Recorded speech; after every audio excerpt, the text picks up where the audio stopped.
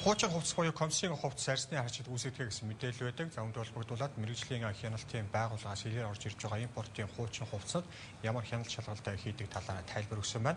Манай улсад жилдээ 1100 орчим тонн комиссийн хувцас орж ирдэг байна. Комиссийн хувцсны эрсдэлтэй ангилалд багтдаг юм байна.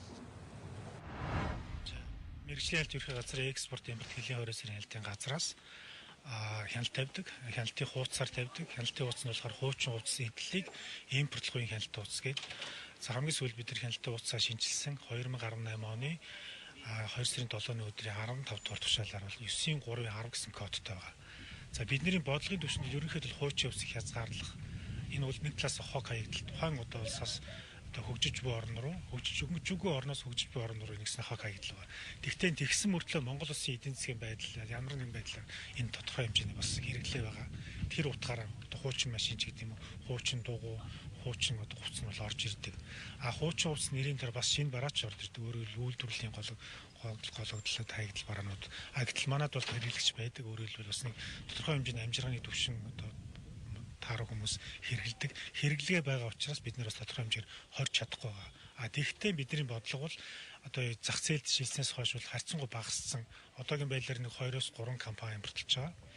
Тэгээд 10 гаруй иргэд. Энэ бол Солонгос, Герман, Чех улсаас оруулж иж байна. Ихэнх бараа бол Солонгосоос хуучин хувцас, хуучин эдлэл, тэгээд зарим хуучин одоо юу гэдэг матрас гэх юмс орж идэг. Герман, Чехээс бол хуучин гутал орж идэг. Тэгвэл бид нар нэгэнт орж ирж байгаа учраас хяналт тавихаас өөр арга байхгүй.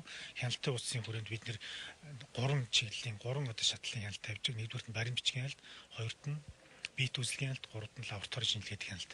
Тэгээ Монгол улсын хэлээр орж байгаа бүх хуучин хувцас заавал баримт бичгийн талаас нь өөрөөр хэлбэл тухайн одоо нийлүүлж байгаа Солонгос улсаас нийлүүлж байгаа бол ариутгахлын гэрчлэгийг шаарддаг. Ариутгах халдварт заавал хангацсан байх ёстой. Тэр ямар нэгэн улсын хэлээр шавьж хорхоо тийм ээ хүний эрүүл мэндийн сөрөөнөлөд болцож бусад биетүүд оруулахгүй байх ёстой. Хоёрдугаарт нь баримт бичгийн хоёрдугаарт нь бит үзлэгийг хяналт бит үзлэгийг бид нар контейнер онгойлголоо гэж бодоход тухайн одоо бочоо зөв сабаглаа бодолтой хаяг шошготой гадна талд нь энэ тухайн улсаас ирсэн мэдээлэлтэй тийм ээ. За түүнээс гадна тэрийг ямар нэгэн бусад одоо бараатай хольж тээвэрлэхгүй байх хэрэгтэй. Хүнстэй ч юм уу бусад бараатай. Гуравдугаарт бид нар заавал ирснийхэн дараа сорч дээж авч лаборатори шинжилгээ хамруулж байгаа. Лаборатори шинжилгээ хамруулалтаа бид нар 3 одоо лаборатори шинжилгээ хамруулдаг. Нэгдүгürt нь химийн шинжилгээ, хоёрдугаарт нь хөгц мөнгөнцөр нянгийн шинжилгээ, гуравдугаарт нь одоо бас нэг барицлогийн шинжилгээ, шимик судлалын шинжилгээ хийдэг. Заавал хийх шаардлагатай. Хэрвээ л оруулж иж байгаа бол тэр шинжилгээний дүнгээр хэрвээ ямар нэгэн тухайн одоо хариуцлах халдвар хийгдсэн баталгаатай тийм ээ. За тэр ямар нэгэн шавьж түүний үндэг аваад илрээгүй тохиолдол илэрч хүлээлж байгаа тийм тест дараалтай байгаа. Ерөнхий бодлогын түвшин бид нар бол бодлогын төрийн яам болох одоо хүнсэтэй аж ахуйн амжилт юм уу тийм ээ. Тэдэртэй бол хамтраад энэ дээр одоо цаашдын бодлого нь бол бас оруулахгүй талаас нь бодлого барьж байгаа. Бидний түрүүний ярьсаар бол хэрэглээ байгаа учраас тодорхой цөөх хэмжээг бол орж иж байгаа. Зүгээр хяналтын мэдээгээр бол жилдээ нэг 1000 гаруй орчим тонн орж иж байна. Одоо жишээ нь 10 иргэнхт нэг жилдээ 5-6 удаагийн таталт хийдэг. 20-40 тонны контейнертэй. Томхон компаниуд бол улиралдаа 2-3 чим оруулж идэг. Тийм л одоо хяналтын одоо процесс явагдаж байгаа. Бодлогын түвшин бид нар бол айлхаар энийг бол хязгаарлах бодлого гарч байгаа. Тэгэхээр бас манай телевиз иргэний мэдээгээр бас хэд хэдэн хүмүүс холбогдож ярьсан л да. Тэр нь болохоор яг комиссийн хувцас хүнжилнээс бас харшилж байна гэдэг тиймэрхүү бас тайлбар хэлээд байгаа тийм.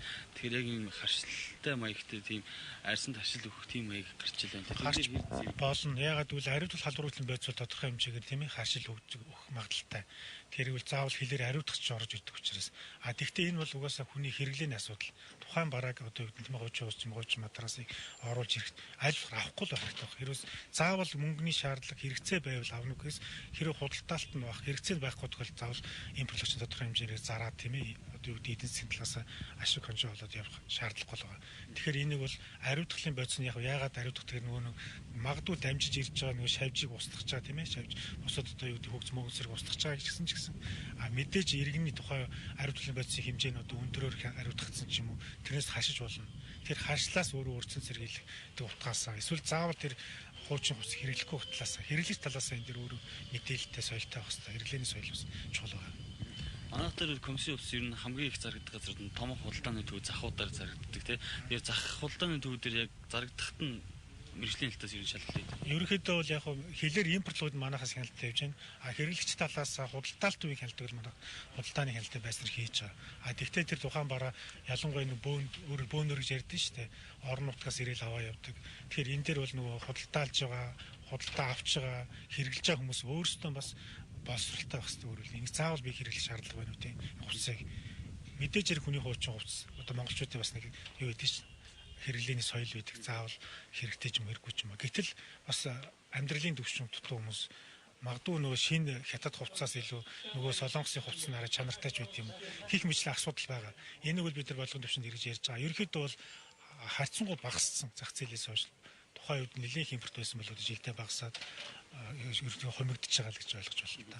Хэлээр орж ирсэн мэрэгжлийн хэлтээс лабораторийн шинжилгээ хийхэд таны сая хэлж байгаа мөг үзэртэй ч юм уу тийм нянтай ч юм уу тэгж тийм байвал яах вэ буцаах бид нэр буцаах устгах арга хэмжээ авна. Зарим хуучин хувцс нэрийн дор хариуцлага хувцс орж байгаа тохиолдол байдаг.